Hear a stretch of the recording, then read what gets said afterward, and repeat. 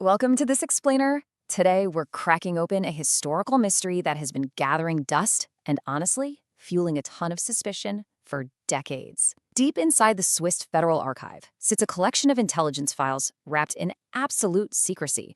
And these aren't just your run-of-the-mill bureaucratic files. They belong to one of the most notoriously haunting figures of the 20th century. For years, historians have been begging, fighting, and literally suing to get these records unsealed. And just recently, the Swiss government finally blinked.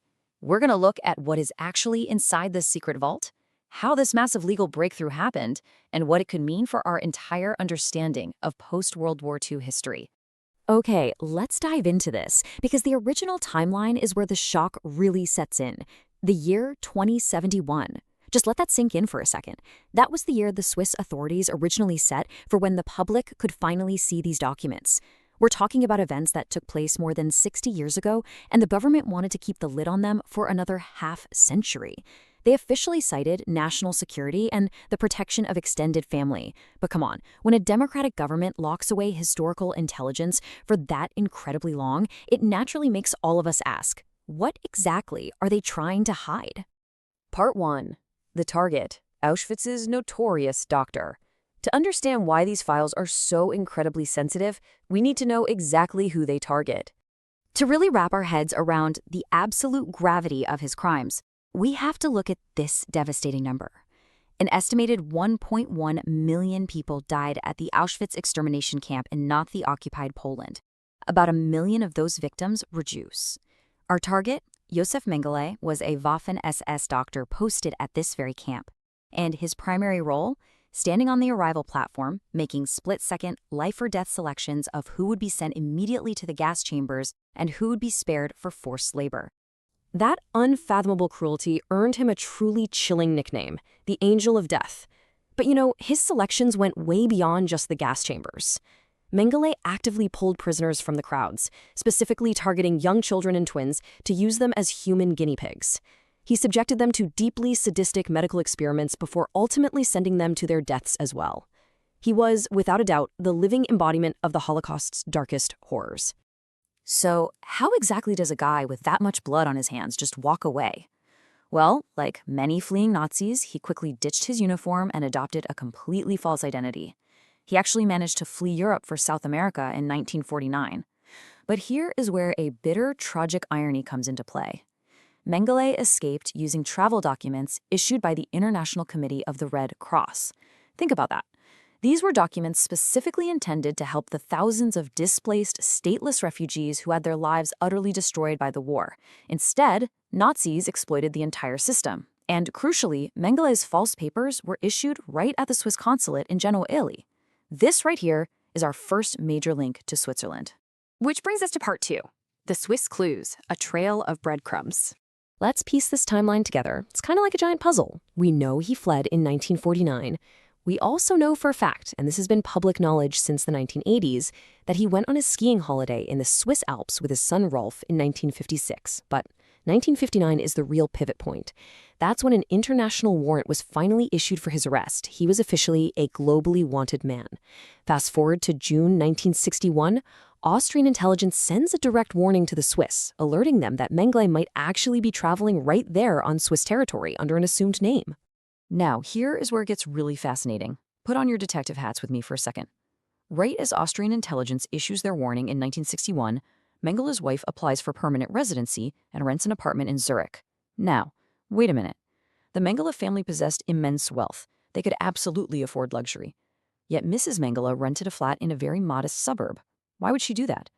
Well, it just so happened to be unusually close to the international airport, literally the perfect staging ground for a quick escape. And we know from police files that the Zurich authorities noticed this huge red flag too, because they put the apartment under strict surveillance. During this stakeout operation in 1961, Zurich police jotted down a wild little detail. They spotted Mrs. Mengele driving her Volkswagen. But actually, scratch that. She wasn't just driving around alone. Sitting right next to her was an unidentified man. Was it him? I mean, seriously, was one of history's most wanted war criminals just casually cruising around in a Volkswagen in Zurich 2 full years after an international arrest warrant had been issued? This single rhetorical question is the beating heart of this entire mystery. Arresting someone of this profile would have required the Swiss Federal Police. And that brings us exactly to why the modern-day Swiss Federal Archive files are so intensely coveted by historians right now. The answers to this exact question might be locked right inside. Part 3. The Battle for Transparency. Secrecy versus History. Imagine hitting a brick wall for decades. For years, researchers have been completely stonewalled. In 2019, Swiss historian Regula Buchschler formally applied to see the federal police files on Mengele and was flat out denied. Fast forward a bit, and another historian, Gerard Wettstein, tried again. After being refused, Wettstein decided to fight back. He really hit the nail on the head regarding the immense frustration shared by the whole historical community. Think about it. When a government defaults to a century of secrecy, it creates a massive vacuum, and in that vacuum, conspiracies absolutely thrive like wildfire. By citing national security, the state effectively tells the public that the truth is just too dangerous to be known, which only amplifies the suspicion that the state was either complicit or completely incompetent. But Wettstein wasn't about to give up. He decided to take the Swiss authorities to court to challenge the decision. Knowing it would be a seriously expensive legal fight, he launched a crowdfunding campaign. And the public response? It was electric. In just a few days, they raised 18,000 Swiss francs, which is about 23,000 US dollars. To put that into perspective, the sheer speed of this fundraising showed just how deeply the public cared about getting to the historical truth. Faced with this mounting public and legal pressure, the Swiss Federal Intelligence Service finally buckled and agreed to open the vault. And this brilliantly illustrates the core tension at the heart of this explainer. On one side, you have the state's natural instinct for national security. Look, intelligence agencies hate revealing their sources. In this case, historians strongly suspect the files might contain highly sensitive information from foreign agencies, like Israel's Mossad, who were actively hunting Nazis back in the 1950s. Plus, there's the simple desire to avoid major diplomatic embarrassment. On the exact opposite side, you have historical transparency.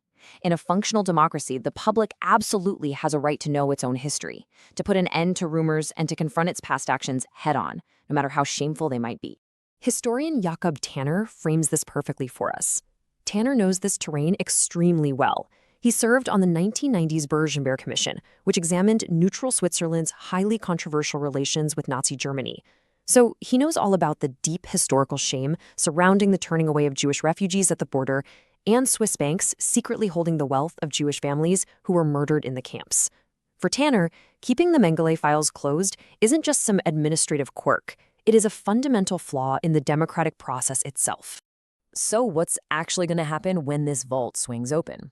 Well, we probably need to temper our expectations just a bit. Experts doubt there will be explosive new details about Mengele himself. Instead, the secrecy likely stems from references to foreign intelligence informants or secret Mossad operations. Or, alternatively, it could prove a deliberate blindness, that Swiss authorities absolutely knew he was there but just looked the other way to avoid the massive media circus and diplomatic headache an arrest would cause. And there's a very real fear among historians that the Swiss government will release the files with incredibly heavy redactions, just blacking out the most vital information, kind of like we've seen recently with the release of the Epstein files in the US. Now, you might be wondering, why does all this matter so much right now? Well, it matters because justice was fundamentally denied. Josef Mengele was never arrested, he never stood trial for those 1.1 million deaths or the horrific torture of children. He just lived out his days in Brazil, dying in 1979, and was buried under a completely false name. In fact, it wasn't until 1992 that DNA testing definitively proved the body was even his. Because he completely escaped the courtroom, the historical record, these very archives, are literally the only avenues we have left for any sort of accountability. Which leaves us with this final lingering thought. The Swiss Intelligence Service has agreed to grant access, sure, but they specifically noted it would be subject to conditions and requirements yet to be defined. When the ink finally dries and the files are handed over, will we finally know for sure if the Angel of Death was hiding in plain sight in a Zurich suburb? Or will a democratic state's instinct to protect its own image just leave us staring at pages of black ink? The vault is finally unlocking, but the fight for the truth? That might just be getting started. Thank you so much for joining me for this explainer. I hope it gave you a much clearer picture of this absolutely incredible historical battle.